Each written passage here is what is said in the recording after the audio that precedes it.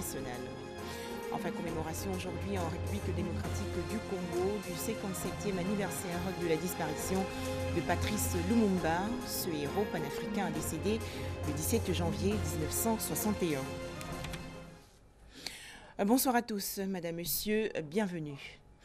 Des vivres offerts récemment à l'école ivoirienne pour les sourds dans la commune de Yopougon. Il s'agit de sacs de riz, huile et pâtes alimentaires.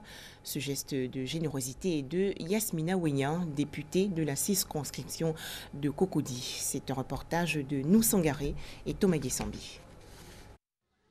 Important don en vivre à l'école ivoirienne des sourds. Don composé de sacs de riz, de pâtes alimentaires et de bidons d'huile.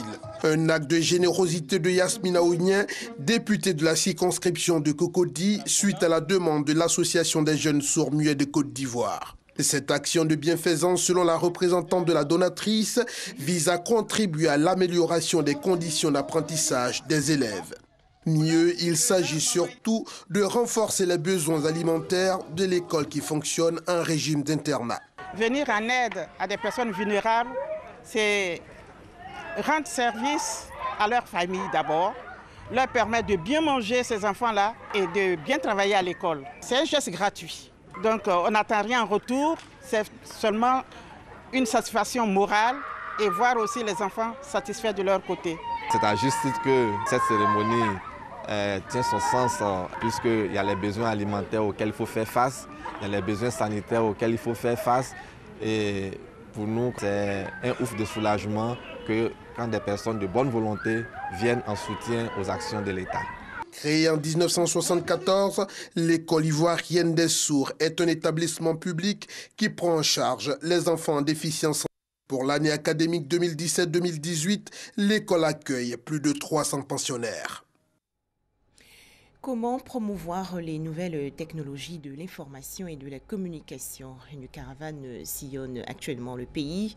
Daoukro, dans la région centre, a abrité la 3e étape. Les populations ont été instruites sur les opportunités d'emploi offertes à travers Internet. Les explications de Soro Corona et Kader Sogodogo de RTI Bouaké.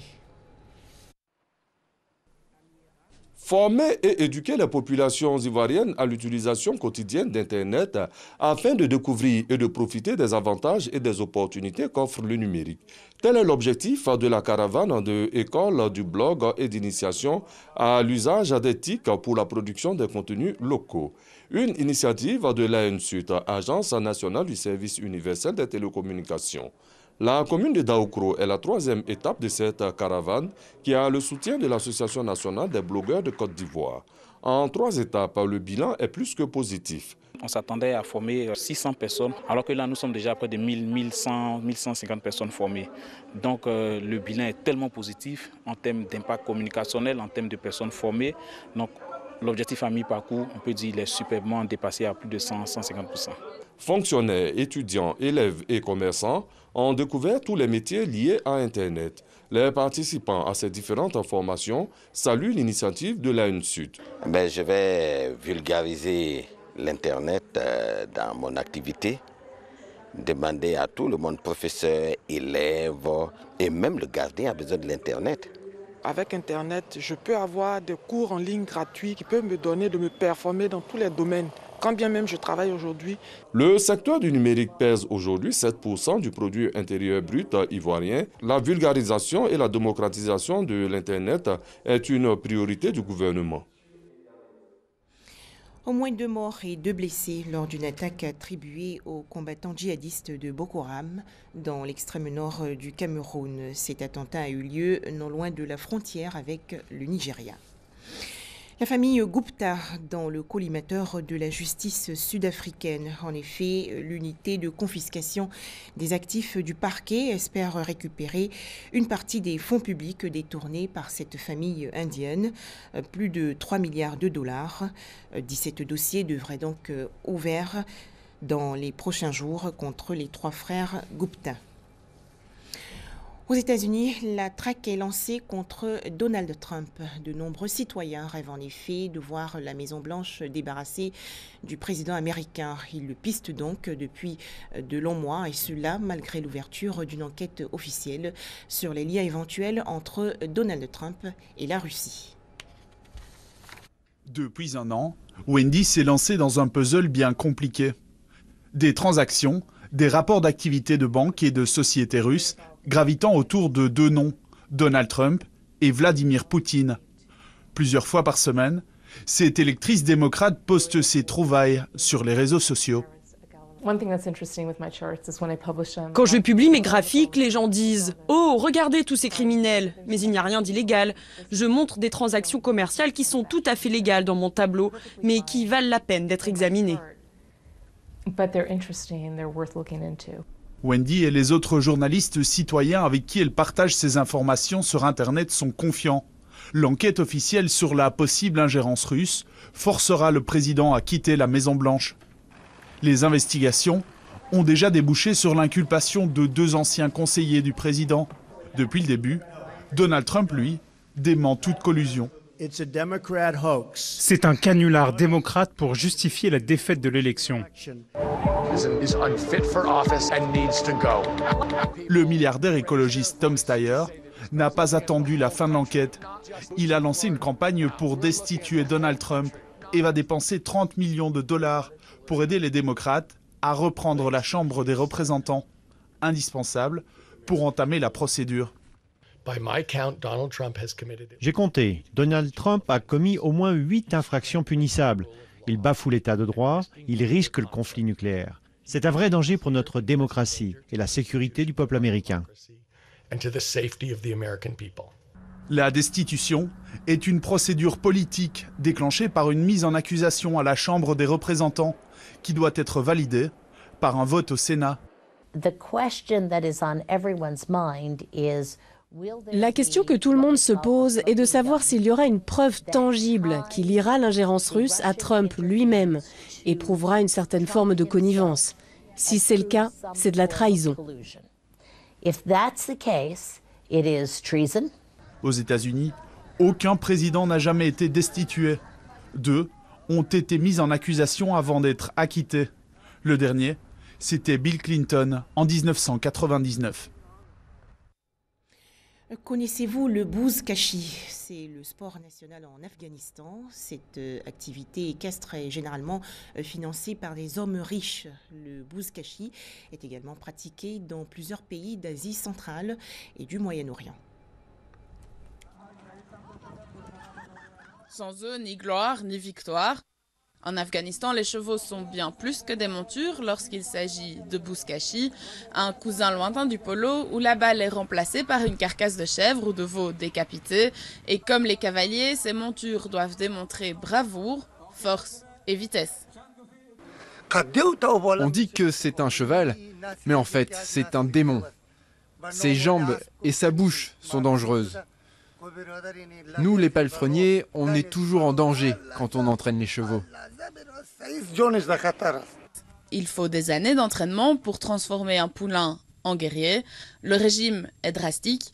Engraissés à l'été, les chevaux subissent à l'automne un jeûne en plein soleil pour raviver leur qualité de combattant. Un savoir-faire qui rapporte, un cheval reconnu peut se vendre, dit-on, jusqu'à près de 100 000 $. Nous avons des chevaux dans ma famille depuis une centaine d'années. Le bouzkashi est connu depuis environ 50 ans, mais nous avions des chevaux bien avant ça. Au fil des ans, ces montures sont devenues dans la région des signes extérieurs de richesse. Le cheval est un symbole du royaume. C'est un animal loyal et fiable.